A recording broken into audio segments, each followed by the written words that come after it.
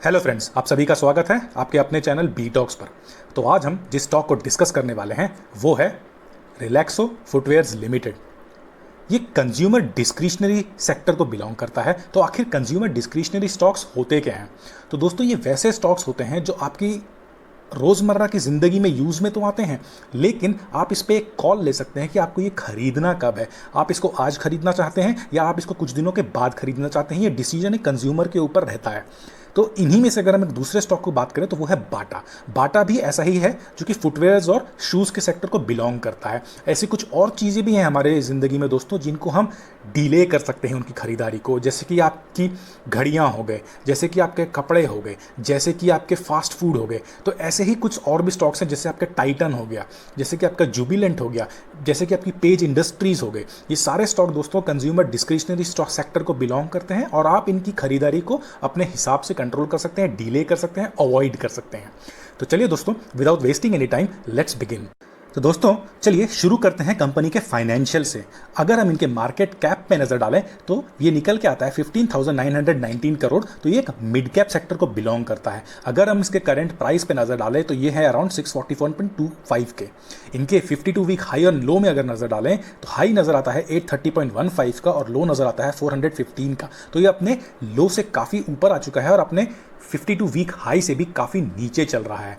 बात करते हैं इनके बुक वैल्यू की, जो कि निकल के आती है 51.26 की। इनका स्टॉक पी 79.31 का है। तो ये काफ़ी हाई वैल्यूएशंस में ये स्टॉक अभी चल रहा है। अगर हम डिविडेंड यील्ड की बात करें तो बहुत अच्छा नहीं है, लेकिन फिर भी 0.19 का डिविडेंड ये दे देता है। अगर हम आरओसीई में नजर डालें तो ये निकल के आता है 23.24 और इनका रिटर्न ऑन इक्विटी है 19.03 का, अच्छा माना जाएगा। अगर हम सेल्स ग्रोथ पे नजर डालें तो 3 सालों में इन्होंने अच्छे सेल्स ग्रोथ दिखाए हैं विथ 13.90 के। फेस वैल्यू में अगर नजर डालें तो ये निकल के आता है 1 का। चलिए दोस्तों, एक बार नजर डाल लेते हैं इनके क्वार्टरली फिगर्स पर भी। अगर हम देखें इनके सेल्स फिगर में, जो कि निकल के आ रहे हैं मार्च और जून में 541 से घटकर हो गए हैं 364 के, तो सेल्स में इनकी गिरावट देखी जा रही है। एक्सपेंसेस की अगर बात करें तो ये 444 से घट के हो जा रहे हैं 307 के। तो एक्सपेंसेस में भी एक गिरावट देखी जा सकती है। ऑपरेटिंग प्रॉफिट मार्जिन में, ऑपरेटिंग प्रॉफिट में अगर नजर डालें तो ये घट के 96 से हो जा रहे हैं 57 के। यहां पर भी गिरावट जारी है। अगर हम ऑपरेटिंग प्रॉफिट मार्जिन में नजर डालें तो ये 18% से घट के हो जा रहे हैं 16% के। तो इनके दोस्तों सेल्स में गिरावट देखी जा रही है, एक्सपेंसेस में गिरावट देखी जा रही है, अच्छी बात है। ऑपरेटिंग प्रॉफिट में भी गिरावट देखी जा रही है, 2% की गिरावट ऑपरेटिंग प्रॉफिट मार्जिन में भी देखी जा रही है। जहां तक प्रॉफिट बिफोर टैक्स की बात करें दोस्तों, तो यहां पर भी आपको एक भारी भरकम गिरावट ही देखने को मिल रही है। 69 से घटकर हो गए हैं 2020 जून क्वार्टर में 32 के। अगर हम नेट प्रॉफिट की बात करें दोस्तों तो ये भी मार्च क्वार्टर से घटके हो जा रहे हैं 52 से 24 के जून क्वार्टर में। अर्निंग पर शेयर की अगर बात करें दोस्तों तो इसमें भी एक अच्छी खासी गिरावट देखी जा रही है। 2.09 से घटके हो गए 0.9298 के। तो दोस्तों जहां तक बात करें इनके क्वार्टरली रिजल्ट्स तो इतने एनकरेजिंग नजर नहीं आ रहे हैं। चलिए दोस्तों, एक बार हम नजर डाल लेते हैं कि इनके ईयरली फिगर्स कैसे निकल के आते हैं। अगर हम बात करें 2019 और 2020 के, तो सेल्स निकल के आते हैं 2019 में 2292 के, जो कि बढ़ के 2020 में हो जा रहे हैं 2410 की। अच्छी बात है, इनके सेल्स में बढ़ोतरी हुई है पिछले साल से। अगर हम एक्सपेंसेस की बात करें तो एक्सपेंसेस 2019 में थे 1968 के, 2020 में ये हो गए हैं 2002 के। तो एक्सपेंसेस में भी बढ़ोतरी देखी गई है, अच्छी बात नहीं है। अगर हम ऑपरेटिंग प्रॉफिट की बात करें तो ऑपरेटिंग प्रॉफिट 2019 में थे 324 के, जो कि बढ़ के 2020 में हो गए हैं 409 की, अच्छी बात है। ऑपरेटिंग प्रॉफिट मार्जिन की अगर बात करें तो 3% की बढ़ोतरी देखी जा रही है 14% से 17% में। अगर हम प्रॉफिट बिफोर टैक्स में नजर डालें तो यहां पर भी आपको बढ़ोतरी दिख रही है, 268 से बढ़ के हो गए हैं 292 के। अगर हम नेट प्रॉफिट पे नजर डालें तो 175 से ये बढ़ के हो जा रहे हैं 226 के, काफ़ी अच्छी बात है। अर्निंग पर शेयर में नजर डालो दोस्तों, यहां पर 7.08 से हो गए हैं 9.12 के। तो दोस्तों ईयरली फिगर्स डालें, ईयरली फिगर्स में अगर नजर डालें तो ये क्वार्टरली फिगर्स से काफ़ी बढ़िया नजर आ रहे हैं। सेल्स में बढ़ोतरी देखी गई है, हालांकि एक्सपेंसेस में भी हल्की बढ़ोतरी देखी गई है। ऑपरेटिंग प्रॉफिट इनका काफ़ी अच्छा नजर आ रहा है पिछले साल से। ऑपरेटिंग प्रॉफिट मार्जिन में भी बढ़ोतरी देखी गई है पिछले साल के कंपेयर में।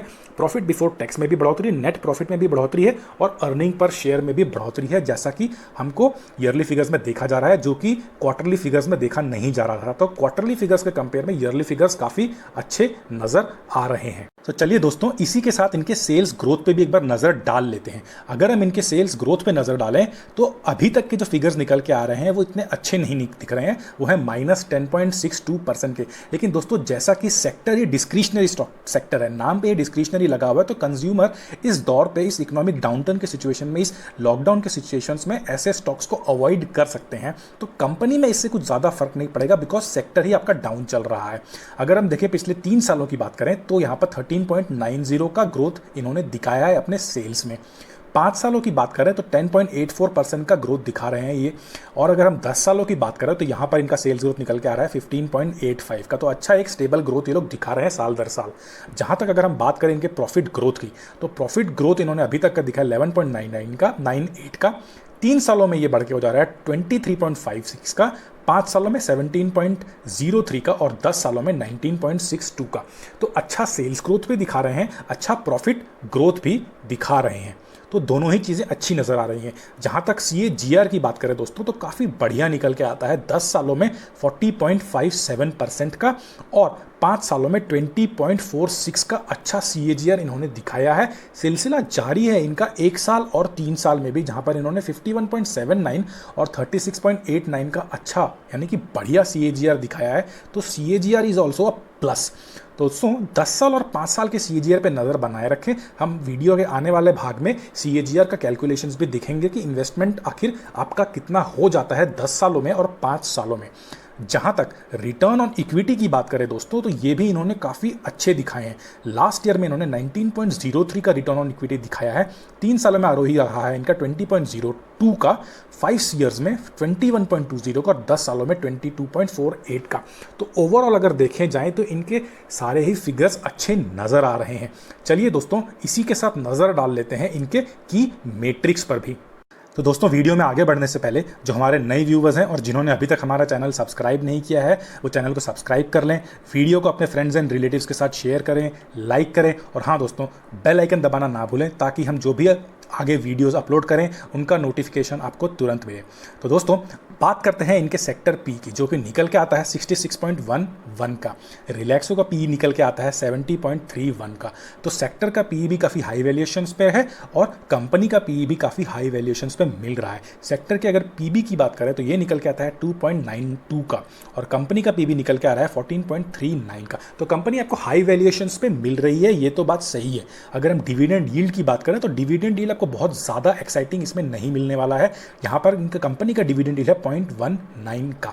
तो चलिए दोस्तों, इसी के साथ हम डिस्कस कर लेते हैं इनके शेयर होल्डिंग हिस्ट्री और इनके शेयर होल्डिंग पैटर्न पर भी। तो दोस्तों, अगर हम इनके टोटल प्रोमोटर होल्डिंग में नज़र डालें तो काफ़ी ज़बरदस्त फिगर नज़र आते हैं। 70% तक का शेयर होल्डिंग प्रोमोटर्स ने ही कंपनी में बना रखा है। तो प्रोमोटर्स को कंपनी में काफ़ी भरोसा है, उन्होंने अच्छी खासी भागीदारी कंपनी के शेयर होल्डिंग में बना के रखी हुई है। दोस्तों, अगर बात करें म्यूचुअल फंड होल्डिंग्स की तो कंपेयर टू प्रोमोटर होल्डिंग ये काफ़ी मार्जिनल नज़र आते हैं म्यूचुअल फंड होल्डिंग्स। अगर हम बात करें डोमेस्टिक इंस्टीट्यूशनल होल्डिंग्स दोस्तों, तो ये भी प्रोमोटर होल्डिंग के सामने फीके ही नज़र आते हैं। तो दोस्तों, अगर फॉरेन इंस्टीट्यूशनल होल्डिंग्स में नज़र डालें तो ये तो और भी ज़्यादा मार्जिनल है, ये 2% से 3% के बीच में ही घूम रहे हैं। जहाँ तक बात करें अदर पार्टीज, जहाँ पर आपके रिटेल इन्वेस्टर्स और इंडिविजुअल इन्वेस्टर्स आते हैं, तो इन्होंने अच्छा खासा भागीदारी कंपनी में दिखा रखी है 20% से 19% के बीच में। तो दोस्तों, एकदम जो मेजॉरिटी शेयर है वो प्रोमोटर्स ने लेके रखा है और उसके बाद जो शेयर होल्डिंग नज़र आती है वो अदर पार्टीज़ की नज़र आ रही है। बाकी mutual fund holdings, domestic holdings और फॉरेन इन्वेस्टर्स को तो इसमें भागीदारी करने का मौका ही नहीं मिल रहा है। तो काफ़ी अच्छा स्टॉक ये निकल के आ रहा है। तो चलिए दोस्तों, इसी के साथ एक बार हम नज़र डाल लेते हैं कि कंपनी ने आखिर सेंसेक्स के साथ कैसा परफॉर्मेंस दिया है। तो दोस्तों, अगर हम इनका सेंसेक्स के साथ परफॉर्मेंस को कंपेयर करें तो चार्ट का भी इंटरेस्टिंग नज़र आता है। इन्होंने 1 डे, 3 मंथ और 6 मंथ्स के रिटर्न्स को अगर हम नज़रअंदाज करें तो इन्होंने बाकी सारे रिटर्न्स काफ़ी अच्छे दिखाए हैं। अगर हम बात करें इनके ईयरली रिटर्न्स के तो ये निकल के आते हैं 50.72 के, जबकि सेंसेक्स आपको दे रहा है 3.71 के। जहाँ तक हम बात करें 3 सालों की तो 3 सालों में इनके रिटर्न्स निकल के आते हैं 162.87 के। अगर हम 5 सालों की बात करें दोस्तों तो सेंसेक्स आपको आपको दे रहा है ओनली 40.45 के, लेकिन रिलैक्सो आपको बना के दे रहा है 131.85 के। और जहां तक 10 सालों की बात करें दोस्तों, तो सेंसेक्स आपको देता है ओनली 108.86। ओनली नहीं दोस्तों, काफ़ी अच्छे रिटर्न्स माने जाएंगे, लेकिन अगर आप रिलैक्सो के रिटर्न्स पर नज़र डालें तो ये निकल के आते हैं 2918 के मल्टी बैगर रिटर्न्स। तो दोस्तों मिड टर्म से लॉन्ग टर्म में आपको काफ़ी बढ़िया परफॉर्मेंस रिलैक्सो बना के दे रहा है। तो लॉन्ग टर्म इन्वेस्टमेंट के नज़रिए से अगर देखा जाए तो काफ़ी स्टेबल और अच्छा स्टॉक निकल के आता है। चलिए दोस्तों, इसी के साथ हम नज़र डाल लेते हैं कि 10 सालों में और 5 सालों में आपको रिलैक्सो आखिर इन्वेस्टमेंट बना के कैसा दे रहा है। तो दोस्तों अगर हम इनके 10 सालों के रिटर्न पे नज़र डालें तो इनका 10 साल का CAGR निकल के आता है 40.57 का। और अगर आप 1 लाख रुपए कंपनी में लगा के छोड़ दे रहे हैं तो 10 सालों बाद आपका फाइनल अमाउंट निकल के आता है 30,12,496, जो कि एक ओवरऑल परसेंटेज बनता है आपका 2912.50 का। और आपके इनिशियल अमाउंट में 1 लाख के इनिशियल अमाउंट में आपको बढ़ोतरी दिलाता है 29,12,496 का। तो दोस्तों जैसे कि हमने सेंसेक्स के साथ परफॉर्मेंस में भी नोट किया था कि ये आपको काफ़ी मल्टी बैगर रिटर्न निकाल के देता है 10 सालों में, और वही चीज़ हमको इनके CAGR रिटर्न से भी नजर आता है। बात करते हैं इनके 5 सालों के रिटर्न की ओर। अगर हम इनके 5 सालों के रिटर्न में नजर डालें दोस्तों तो ये निकल के आता है 20.46 का CAGR। अगर आप 1 लाख रुपए लगा के छोड़ देते हैं 5 सालों के लिए तो फाइनल अमाउंट आपका बनता है 2,53,638, और एक ओवरऑल परसेंटेज जो आपको मिलता है वो है 153.64 का। और एक इंक्रीज इन अमाउंट जो आपको इनिशियल अमाउंट में बनता है वो है 1,53,638 का। तो दोस्तों इनके CAGR रिटर्न से भी अगर आप कंपेयर करें, सेंसेक्स के परफॉर्मेंस के साथ भी कंपेयर करें, तो काफ़ी मल्टी बैगर रिटर्न आपको ये मिड टर्म और लॉन्ग टर्म में बना के दे रहा है। तो दोस्तों ये तो बात हो गई इनके सेंसेक्स के परफॉर्मेंस के साथ इनके CAGR रिटर्न्स के 10 साल और 5 सालों में। नज़र डाल लेते हैं कि अगर हम इनको एंट्री करना चाहते हैं इस स्टॉक में तो हमारे सपोर्ट लेवल्स क्या होने चाहिए, हमारे कंजर्वेटिव बाइंग कैसे होनी चाहिए, और अगर हम शॉर्ट टर्म पे प्रॉफिट बुकिंग करना चाहें तो हमारे टारगेट प्राइसेस क्या होने चाहिए, उन पे भी एक बार नज़र डाल लेते हैं। चलिए दोस्तों, सपोर्ट लेवल्स जानने से पहले एक बार इनके हम जल्दी से प्राइस चार्ट पर भी नजर डाल लेते हैं। तो इनके अगर हम फ्राइडे के चार्ट पे नजर डालें तो लो बनाया था 639 का, हाई बनाया था 649 का, और इन्होंने अप ट्रेंड दिखाया था 0.04 का। तो दोस्तों अगर हम इनके 1 वीक पे नजर डालें तो यहां पर इन्होंने लो बनाया था 630 का और हाई बनाया था 654 का। ये एक अच्छा बाइंग लेवल दोस्तों नजर आ रहा था। इन्होंने 1 वीक में ही रिटर्न दिए हैं 1.32 के। 1 मंथ की जहां तक बात करें दोस्तों तो यहां पर एक 578 का बढ़िया इन्होंने बाइंग अपॉर्चुनिटी बना के दी थी। हाई लगाया इन्होंने एक मंथ में 654 का और रिटर्न दिया इन्होंने 2.88 के। जल्दी से बात कर लेते हैं इनके 1 ईयर के रिटर्न पर भी। अगर हम 1 ईयर के रिटर्न में नजर डालें दोस्तों तो इन्होंने रिटर्न दिए 51.81 का, लो बनाया था दोस्तों 415 का, और दोस्तों हाई बनाया था इन्होंने 830 का। तो दोस्तों ये तो बात हो गई इनके प्राइस चार्ट में। अब नजर डाल लेते हैं कि इनके सपोर्ट लेवल्स हमको कौन से नजर आते हैं नियर टर्म फ्यूचर में।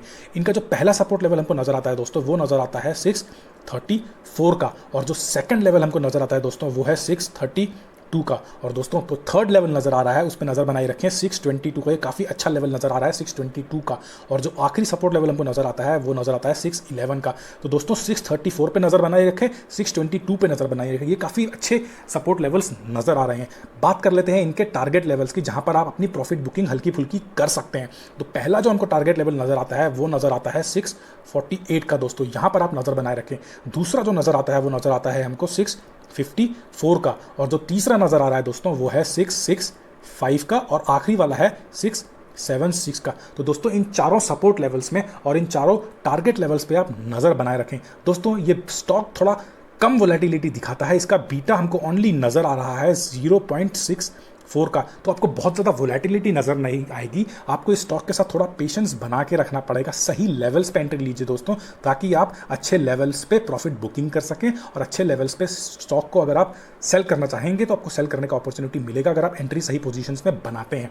दोस्तों अगर हम एक कंजर्वेटिव बायर के नज़रिए से देखें तो आपको लॉन्ग टर्म के लिए अगर आप इसमें बेट लेना चाहते हैं तो हमको एक लॉन्ग टर्म का बेट नज़र आता है 590 पे। तो यहाँ पर आप एक लॉन्ग टर्म का बेट बना सकते हैं।